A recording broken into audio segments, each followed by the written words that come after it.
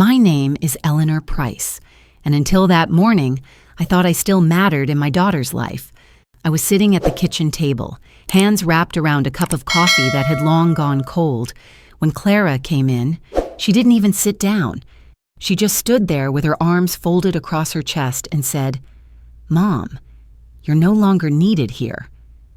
Her words sliced through me, sharper than any knife. For a moment, I thought I had misheard her, but the way her husband Mark nodded, the way he didn't even look at me but kept tapping on his phone, told me they had rehearsed this. They had already decided where I belonged, and it wasn't in the house I had built with my late husband. Behind Clara on the counter lay a glossy brochure for a retirement home. I recognized the logo before I could even bring myself to pick it up. My own daughter had brought it into my kitchen, laid it next to the sugar bowl, like an option for a new sofa or a different paint color. I stared at it, then at her, searching her face for some hint that this was a cruel joke, but she only raised her chin higher, as if daring me to argue. I wanted to speak, but my throat locked. My heart pounded so hard it seemed louder than her voice. 100 memories, Clara's first steps on this very floor, my husband's laughter echoing down the hallway. The Christmas mornings we had shared came flooding back, colliding with the cold fact that they were already planning my absence. I didn't shout. I didn't cry. Instead, I reached for that brochure with trembling hands, folded it in half, and slid it into my purse. If my daughter believed I was no longer important, then she had no idea what I was still capable of. After Clara's words echoed in my head, the rest of that morning felt like a blur. I sat in my chair, watching the two of them whisper to each other as though I wasn't in the room. Mark scrolled through his phone, showing Clara pictures of living room layouts. They were talking about new furniture, rugs, even lighting. It didn't take me long to realize they weren't redecorating for me. They were redesigning for someone else. I forced myself to get up and refill my cup, pretending I couldn't hear them, but my ears picked up every cruel little detail. "The realtor said the attic will need clearing before the open house," Mark muttered. Clara nodded, her tone brisk. "I'll call the cleaners tomorrow. Mom's old boxes are just collecting dust. Nobody wants that clutter." Those old boxes were my life. 40 years of photographs, my husband's journals, the letters he wrote me when we were young. To them, it was all junk. To me, it was my heart. I walked into the attic that evening, climbed the narrow wooden stairs, and stood among the stacks of worn cardboard. Dust rose around me as I touched the corner of an old trunk. Inside were my wedding dress, carefully folded and yellowed with age, and the quilt my grandmother stitched before she passed. I pressed my hand against the fabric and felt my throat tighten. How could my own daughter look at these things and see nothing but clutter? The next day, I found strangers walking through my living room. A woman with a clipboard was pointing at the fireplace, while another man snapped photos of the kitchen cabinets. Clara trailed behind them, explaining that the house was a wonderful space for a young family. Lots of light, great bones. My blood ran cold. She was selling my home while I was still living in it. "Clara," I whispered, barely holding my voice steady. "What is this?" She didn't even flinch. "It's just a showing, Mom. You'll be happier in Maplewood Gardens. They have game nights and yoga classes. You won't have to worry about maintenance anymore." I stared at her, stunned by the calm certainty in her tone. Maplewood Gardens wasn't a vacation resort. It was a retirement facility. I was 64, still driving, still teaching part-time at the library. I wasn't helpless. But in Clara's eyes, I had already crossed some invisible line into irrelevance. Mark stepped in, smiling too brightly. "This is what's best, Eleanor. You'll thank us later." That was when something inside me broke. They weren't asking. They were deciding. My role in my own life had been stripped away, quietly, efficiently, behind closed doors. That night, I sat at the kitchen table alone. The brochure for Maplewood Gardens lay in front of me. The paper edges curled where I had gripped it too tightly. I poured myself a glass of wine and stared out the window at the swing my husband had built in the backyard. The paint was chipped, the chains a little rusty, but it was ours. Every creak of that swing in the wind was a reminder of evenings spent with him, our laughter drifting into the warm Ohio air. Tears blurred my vision, but underneath the sorrow, a spark of defiance stirred. I thought of the savings account my husband had left, the one we had called our rainy day fund. It was modest, but it was mine. He had trusted me to know when the storm arrived. Sitting there in the half-dark kitchen, I realized it had arrived at last. The following morning, while Clara was at work and Mark was out running errands, I quietly packed a small suitcase, a few dresses, a sweater, my passport, and the photograph of my husband in his favorite plaid shirt. I slipped the folded brochure into the side pocket, not as a plan, but as a reminder of what I refused to accept. I called a cab, the driver giving me a puzzled look as I asked for the bus station. From there, I bought a ticket to Miami. The clerk glanced at me kindly, perhaps sensing the weight in my voice, and handed me the slip of paper. In my purse, I carried the small black notebook where I had written every household expense for years, every memory worth saving. On the bus ride south, I pressed my forehead against the window, watching the landscape blur by. I thought about how easily Clara had erased me from the story of our family. But as the miles passed, I felt something else stirring. An old resilience I thought had died with my husband.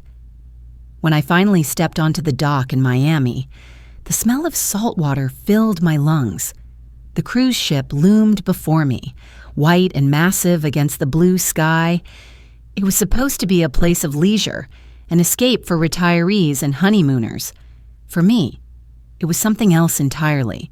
It was a lifeline, a chance to breathe without someone telling me where I belonged. I handed over my ticket, my hands trembling, but not from fear. Not.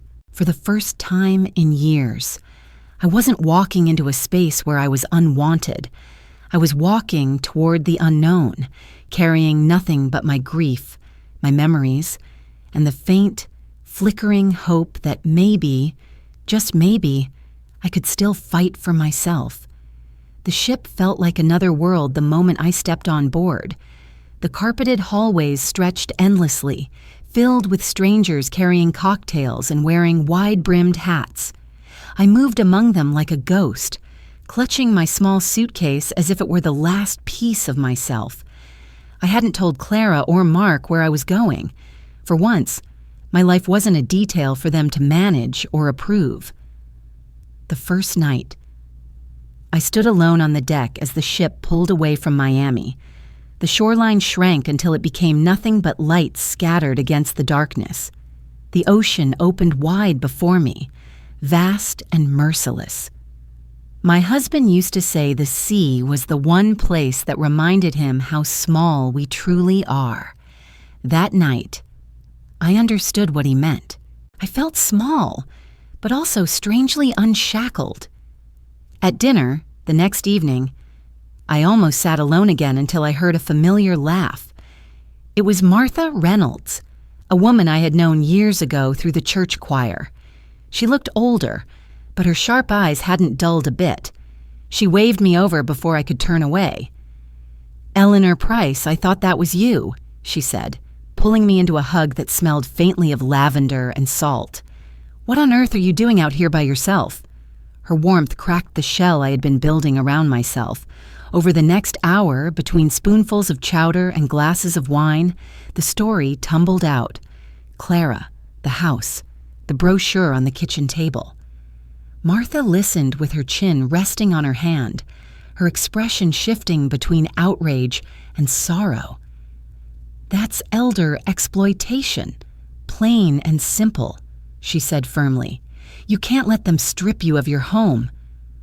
The word exploitation stung. I wanted to protest, to defend my daughter somehow, but Martha's bluntness cut through the haze of guilt I had been carrying. She was right. This wasn't love twisted by care. It was control disguised as concern. The next day, Martha introduced me to one of her travel companions, a man named David Carter. He was in his late 50s, soft-spoken, with the cautious eyes of someone who had seen too many people taken advantage of. Over coffee. Martha explained my situation again, and David leaned forward, speaking in the calm, measured tone of a man who had spent years in courtrooms. "I worked as a paralegal for 30 years, he said. "I've seen cases like yours more times than I'd like to admit. If your daughter and son-in-law have been signing papers in your name or trying to move assets without your consent, you need to act fast." My hands tightened around the coffee cup. But what can I do? They'll just say I'm confused, that I don't understand. "Then you prove the opposite," David replied. "A video statement, notarized if possible, can demonstrate that you're of sound mind. Combine that with your original will or any financial documents you still control, and a judge will have to listen." The idea terrified me. Speaking into a camera about my own capacity, my own worth, it felt humiliating. Yet as I looked at Martha and David, I realized they weren't pitying me. They believed I still had fight left in me, even if I barely believed it myself. That afternoon, in the quiet of my cabin, David set up a small digital recorder. Martha stood by the door like a sentry, keeping the hallway noises at bay. I sat at the small desk, my hands trembling against the wood. When the red light blinked on, I forced myself to speak. "My name is Eleanor Price," I began, my voice thin but steady. "I am 64 years old. I live at 214 Oak Ridge Lane. I am fully aware of who I am, where I am, and the choices I make. My late husband, Daniel Price, left me our home and our savings. I have not granted anyone authority to sell my house or remove me from it. Any documents suggesting otherwise were not signed by me." By the time I finished, my eyes were wet. Not from weakness, but from a surge of anger I hadn't allowed myself to feel until then. It wasn't humiliation, it was reclamation. The truth of my life, spoken in my own voice, recorded for the world to hear. When David switched off the recorder, Martha squeezed my hand. "There she is," she whispered. "That's the Eleanor I remember." For the first time since Clara's words had gutted me in that kitchen, I felt the faintest spark of power return. The ocean roared outside the porthole, endless and indifferent, but inside that small cabin, I had begun to anchor myself again. I didn't know then how the video would be used or how far Clara and Mark had already gone. But I knew this much. I was no longer waiting to be erased. I was preparing to fight. When the cruise ended, I stepped off the ship carrying more than just a suitcase. I carried proof of my own voice, and with David's help, I had already mailed copies of my video statement and supporting documents to the county clerk's office. It was a fragile shield, but it was mine. I returned to Ohio on a gray afternoon, the sky heavy with clouds that mirrored the weight in my chest. As the cab turned onto Oak Ridge Lane, my breath caught. My house, my home, looked different. Fresh paint gleamed on the shutters, a new wreath hung on the front door, and the lawn was trimmed to perfection. It was a house prepared for strangers, not for me. The front door stood ajar, and laughter spilled out. I walked inside without knocking. The scent of new furniture polish replaced the familiar smell of old wood and cinnamon that had once defined my kitchen. My photographs were gone. The rocking chair my husband had carved for me sat nowhere in sight. In its place was a sleek leather sofa that felt cold even at a glance. Clara froze when she saw me in the doorway. Her wine glass tilted dangerously in her hand. Mark recovered faster, plastering on a smile for the guests who hovered behind them. "Mom," Clara said finally, her voice sharp with surprise. "What are you doing here?" I stepped further inside, my heels clicking against the polished floor that no longer felt like mine. "This is still my house," I answered. My voice was quiet but carried more steel than I knew I had. "What are you doing here?" The room fell silent. Guests shifted uncomfortably, sensing the storm brewing. Mark set his glass down with deliberate calm. "Eleanor, we've been making improvements, preparing the property for sale. It's time to move forward. Maplewood Gardens will be so much better for you." Something inside me snapped. I reached into my purse and pulled out a folded court order I had received just days earlier. "There will be no sale," I said, unfolding the paper and laying it on the gleaming coffee table. "This house is under legal hold. Any attempt to transfer or stage it further will be considered fraudulent." Clara's face drained of color. She looked at the document, then back at me. "Mom, you don't understand. I understand perfectly." I cut in. My hands shook, but my voice did not. "You thought I was too weak to fight. You thought you could erase me while I was still alive, but I am not done. Not with this house. Not with my life." The guests murmured awkward goodbyes and began to file out, leaving the three of us in a room that suddenly felt unbearably tight. Mark's jaw clenched, his charm slipping away. Clara blinked rapidly, as if searching for some excuse that would make it all sound noble, even loving. "We were only trying to make things easier," she whispered. "You wouldn't have to worry about bills or upkeep. We just wanted to protect you." Her words might have swayed me once, but I saw the real fear behind her eyes. Not fear for me, but fear of losing control. "You protect someone by standing with them," I said softly, "not by selling the ground out from under their feet." For a long moment, none of us moved. The silence pressed heavier than any shout could. Then I picked up the order, slid it back into my purse, and walked toward the door. "This isn't finished," I told them. "We'll settle it in court." As I stepped out onto the porch, the wind caught at my coat. Behind me, my daughter's voice rose in protest, but I didn't turn back. My heart was pounding, my hands trembling, but for the first time in months, I felt taller than the roof above me. The fight was no longer hidden in whispered conversations or stolen documents. It was coming into the light, and I was ready to face it. The courthouse smelled of polish and paper, a mix that set my nerves on edge as I walked inside. My heels struck the marble louder than I intended, but I didn't slow down. In my purse, I carried everything that mattered now: my will, my statement, the order to halt any sale of my home. My life had been reduced to documents, yet those pages were my armor. Across the aisle, Clara sat stiffly beside Mark, their lawyer whispering in her ear. She wouldn't meet my gaze. I searched her face anyway, hoping to see a trace of the daughter who once held my hand crossing busy streets. But the woman at that table was a stranger determined to erase me. The judge entered, and the hearing began. Their attorney spoke first, his voice smooth and practiced. He painted me as confused, fragile, incapable of managing finances. Every word landed like a pinprick, as if he were trying to poke holes in my very existence. When my attorney rose, she asked for the lights to dim.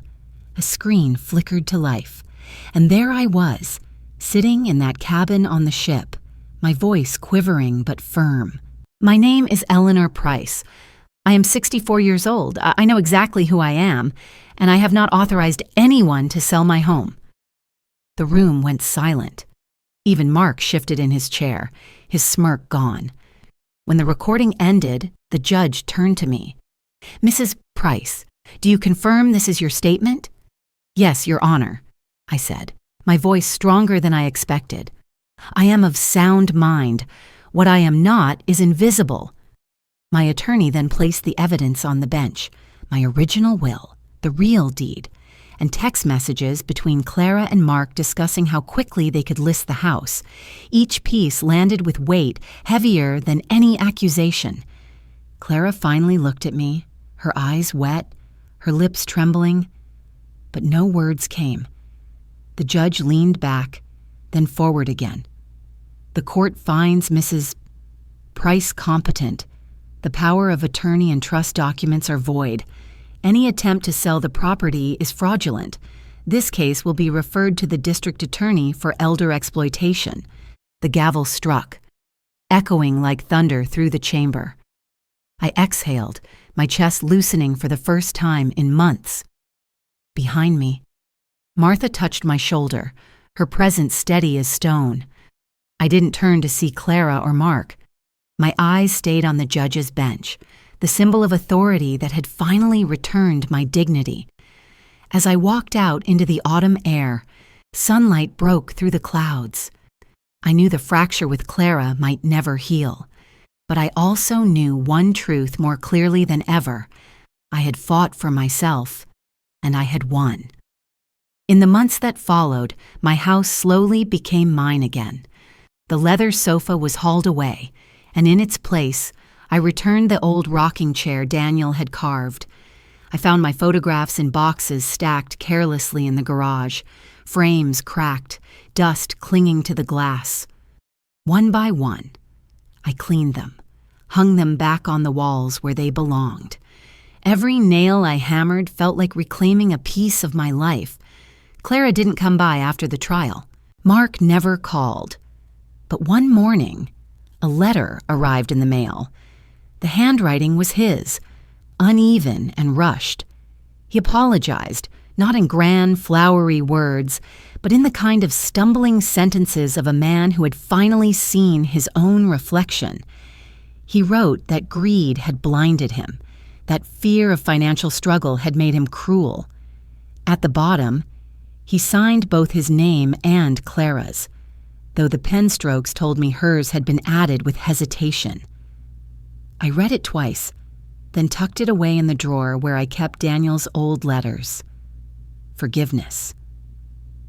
I decided wasn't a gift to be handed out like spare change. It was something earned, brick by brick, through actions, not apologies. Instead of dwelling on what I had lost, I turned toward what I could build. With Martha's encouragement and David's guidance, I established the Price Foundation for Elder Dignity, a small nonprofit dedicated to protecting seniors from exploitation. At first, it was just a handful of volunteers answering phones, but within a year, we were holding workshops, connecting people with lawyers, giving them the tools I had once thought were out of reach. And 1 year after I boarded that ship in silence and sorrow, I returned, not as a passenger running away, but as a speaker. I stood on the stage in the grand ballroom, looking out at faces lined with years, eyes searching for reassurance. They told me I was no longer needed, I said, my voice steady over the hush of the crowd. But the truth is, as long as we have a voice, we are never powerless. The room rose in applause, and for the first time in a long time, I believed it too. Thank you for watching. If you enjoy these family drama and revenge stories, please subscribe and join me for more every day.